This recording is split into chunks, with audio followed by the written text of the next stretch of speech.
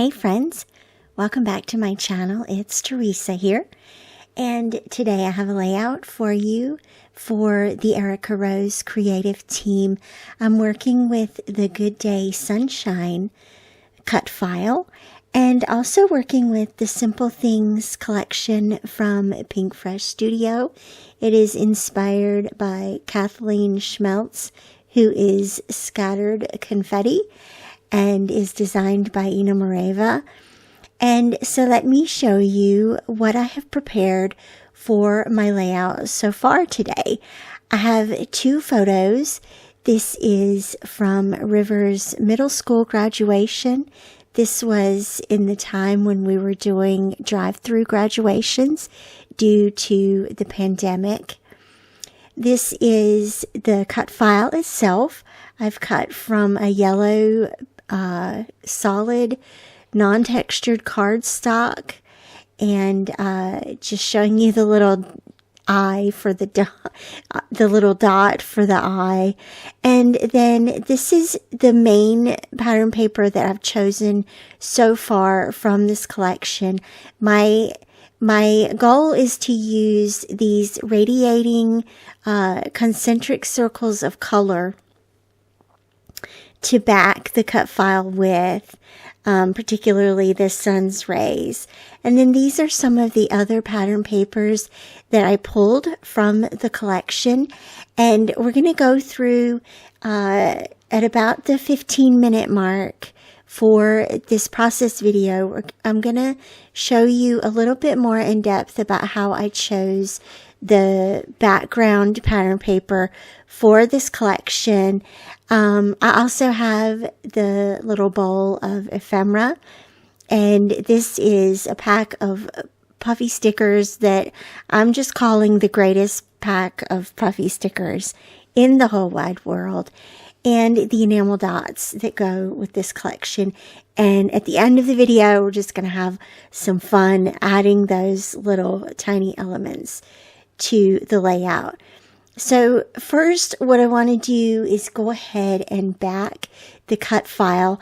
As I stated already, I'm very inspired by these concentric circles and how they might possibly fit behind the sun's rays in this cut file. And so I think I want to reimagine this pattern paper instead of kind of radiating from bottom to top. I'm going to reimagine that it is radiating from the center of the cut file. And so the rays are going to have the color going from dark to light, following the same trajectory as the rays on the cut file. And I know that might not make any sense at all how I'm explaining that. So let me just let the process video show you how I'm arranging this. And so starting with this somewhat medium-sized ray, there seem to be smaller rays, a couple of larger rays, and this is one of the medium-sized rays. And so I'm just going to trace along the outside of the piece that I'm trying to back. And then when I cut it out, I'm going to cut on the inside of these lines. Now, typically I do use my silhouette to do the backing pieces, but for this particular one, there's only 7 pieces that I need to cut. So that's not bad. That's manageable by hand. And also this lets me select pretty intentionally which pieces I want to use, so that the rays are colored the way that I want them to be, going from dark to the light on the biggest part of the ray. So I marked just some light lines for the cut, and then took the ruler and solidified those a little bit more, just so I know exactly what I'm doing. And then I'm trying to count up here. There are 7 pieces that I need to cut. And so I want to make sure that I have the smallest piece needs to come from this lower, darker pink on the right-hand side. And then I have the largest pieces I have are the orange and the yellow and the pink. So I want to make sure that I'm alternating around the rays as well, so that it's more, pink, yellow, orange, and not orange, orange, yellow, pink, or something like that. You get the idea. So I'm taking a little bit of extra time here to consider how I want to lay this out and how I want to cut it. You know the saying, measure twice, cut once. I do only have one of this pattern paper. So it's all good. I've got it worked out now, I think, and I'm going to speed along the process a little bit for you so you can watch me cut these out, firm down. That's not even a saying. So I can firm up these lines and get them all down on the pattern paper and then cut them out and back the cut file. So I'm going to give you a little bit of music now. Enjoy.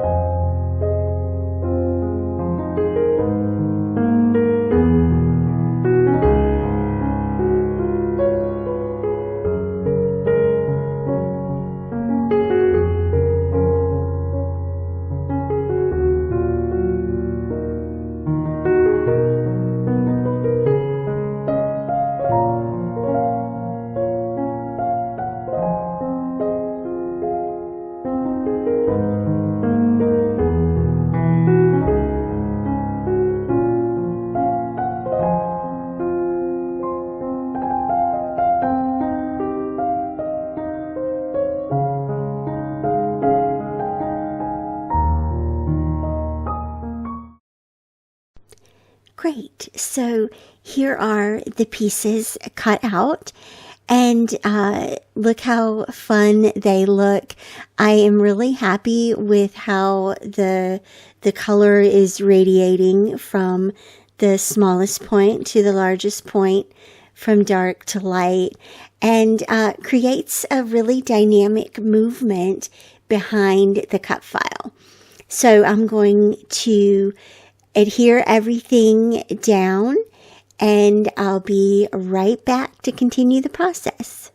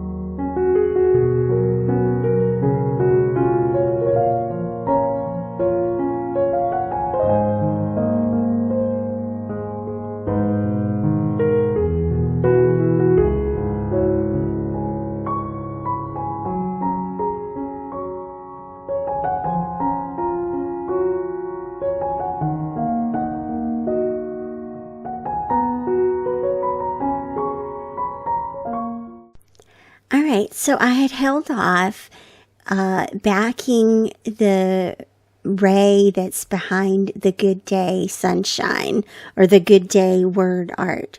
And so I went ahead and cut that out using the striped pattern paper, and I did use the silhouette to cut out the good day and also to cut out a white border. And so one of the things that I wanted to show you today in this longer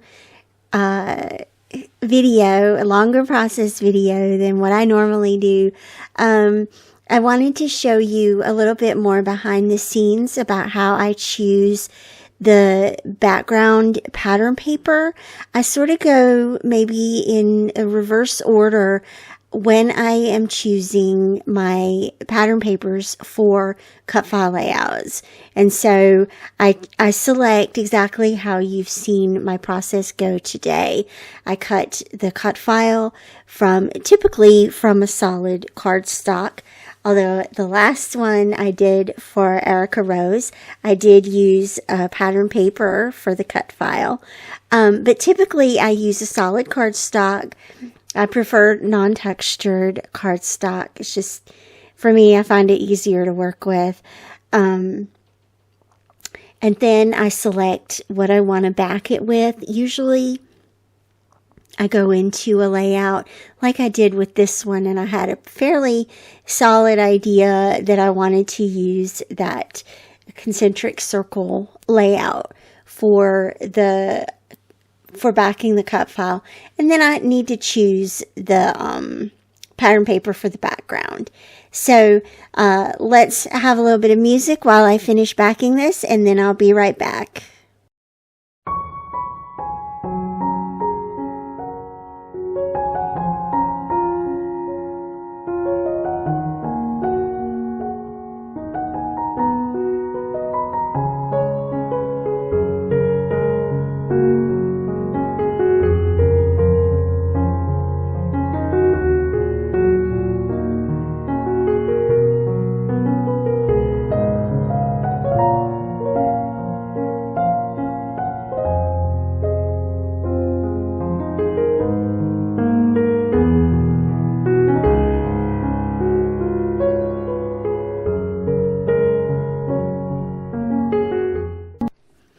That is the most satisfying thing for me, is having the cut file completely backed and turning it over and just admiring it for a few minutes to see what happens when you conceptualize something and then bring it to life. And so, as I mentioned, I cut a border for this cut file. And one of the reasons that I did that is because the yellow cut file and the pattern papers that are backing it feel like they're going to get lost against a very colorful background. And so I wanted to just take you through what it looks like to do this, to use this cut file backed the way it is, with the white outline and without. And so, and then I also, kind of narrow down the contenders for the background for this layout and let you see. Now, obviously, this is a pretty extreme case. I'm not going to use this pattern paper for the background, but it's an extreme case showing where the white outline does make the cut file pop off of a busy page and helps it become more visible against a colorful background. And so here you can see, actually, this was a pretty serious contender in the beginning of the video. Now that I have the cut file backed, it's not a contender anymore. But again, you can see the difference between not using a white outline and using a white outline. I love this technique because it opens up a whole lot more options for you for backing your cut file. Well, not backing your cut file, for choosing the background pattern paper. This this pattern paper is actually a pretty strong contender. I've liked this one since I started planning this layout and printing and cutting. I'm not sure if I'm going to use it. I just like it. But I do like the way that it pulls the orange, the pinkish color, and the yellow from the pattern paper. And you can see how that white border piece really does help the cut file pop. It is perhaps a little bit more busy than what I'm going for. So I'm going to set that off to the right hand side and keep that as a contender. The B side of this pattern paper also is a very strong contender. It's just these very lighthearted stripes. They don't take themselves too seriously. And very cute. Again, pulling colors. This little pebbles kind of background. It reminds me of terrazzo. Also an excellent contender. Again, repeating those colors, but also kind of busy in the way that it's not a grid. It's not laid out in a certain pattern. This pattern paper is very much a strong contender. My only beef with this one is the fact that these lighter blues aren't actually showing in the way that I backed the cut file. But it does have the yellow and the white. So it's not completely far-fetched. And it's kind of cute. My question when going through these pattern papers is, does this pattern paper help to tell the story that I'm telling in this layout? Or does it contribute something to the story? Or does it not contribute anything? Or does it actually conflict with the story? The sunshine pattern paper here, this is really cute. And I'm doing some serious thinking about it. What made me decide to not use it was the fact that the background on the sunshine is just a slight off-white. And so it was competing a little bit with the white outline file or outline cut. The florals, the same kind of thing, very busy. This is an example of a pattern paper that does not contribute or add or stand neutral next to the story that I'm telling. This one is actually a good contender as well. Just a very light pink here. Of course, the pink pulls from the backing of the cut file as well. The flowers are not contributing to the story or conflicting with the story necessarily, but they're also not really related. The flowers, I'll put that in the consider pile, but I think I probably already know. I also don't think that that pattern paper is a contender, but the B side, check out what happens when you place the cut file on top of the B side. Now, this B side would have been a great contender to back the cut file with as well, in a similar vein as tracking from light to dark. Or even if you're, I could imagine using photos where you're going through a tunnel and cutting that background paper apart. It looks very dramatic behind the cut file as it is. It did tie in with the photos. River's jacket or hoodie is a slight green, darker green color. But I put it in the consider pile, but I don't think that's going to be it either. But I did really like showing you that contrast of how the cut file pops against that one. This one I feel kind of neutral about. If you wanted to use a floral, it could work. And of course, I'm always all about using the products that you love. If you love this pattern paper and you want to use it, you should. Don't worry about what's right or wrong. Ultimately, there's no rules.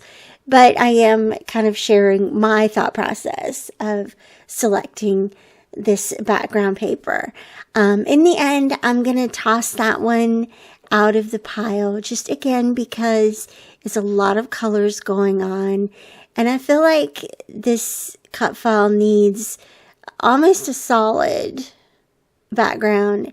And I flipped to the B side, and this is a nice surprise, but check it out. It really looks nice behind the cut file. It pulls from the pink that I used to back the cut file with. It's a light grid, so it doesn't, it's neutral to the story, right? It doesn't compete with the story, all of that. You could add anything to this background pattern paper, and it will pop off of that background. And the last little sheet of paper here also, not really a contender, so I think we've chosen one here. So now to the fun part, adding the embellishments and continuing along with the process. Everything is backed on the cut file. I'm going to just go ahead and adhere the outline cut here with the white cardstock. Love how that looks, adding that little dot for the eye that I've been holding on to. You could, of course, use any number of things for that little dot. But I kind of like the little yellow eye there, the little yellow dot, and then adding my photos here. I'm going to pop those up with foam tape just so that I can tuck some things under and over top of the photos, and they sort of pop up against the background. So a couple of things for embellishing. I'm going to really quickly pull out most of what's in these embellishment packs and choose some things that I feel like I want to use. Now, the story of the layout is for River's middle school graduation. River was very much into rubber ducks. At the time, they still are. They still have about 1 million rubber ducks in their room. And so they had the idea to load up all the ducks into their dad's truck. And we helped put them in there. And then they drove through the school parking lot with the duck parade. It was a lot of fun. They had a great time. Some of the teachers were there that they got to speak with and meet in person for the first time, because they had only done remote learning that year. So it was kind of a nice little send-off from what was a challenging year for everyone involved. Now I'm going to do just a visual triangle here with the embellishments. The photos become the main focal point, obviously, for the layout. And so they're going to feature right there at the N and above the shine. And then a couple of embellishments around the photo, and then another set of embellishments at the top left. And I'll probably do another little thing right here at this S. And it's just a very simple little floral arrangement with a little washi tape. The journaling I placed at the bottom right-hand corner of the layout, just to add that below the title. Obviously, I'm using the Good Day Sunshine as my title here. And then, as promised, adding all of these adorable little puffy stickers to the layout. And then I'm going to call this layout done, you guys. Thank you so much for joining me. I know this has been a bit longer of a process video. If you've stuck around to the end, I love you for that. I hope you've gotten some ideas for choosing your pattern papers for your cut file layouts. I will have the links to the product down below where you can purchase this cut file, both in the digital format, or you can have it pre-cut and sent to you as well. And as always, you can join us in the Erica Rose Creates Facebook group, where you'll see other layouts using this cut file as well from the past, and a multitude of other inspirational layouts for you. I will see you back here again real soon. Thanks again for watching. Bye-bye.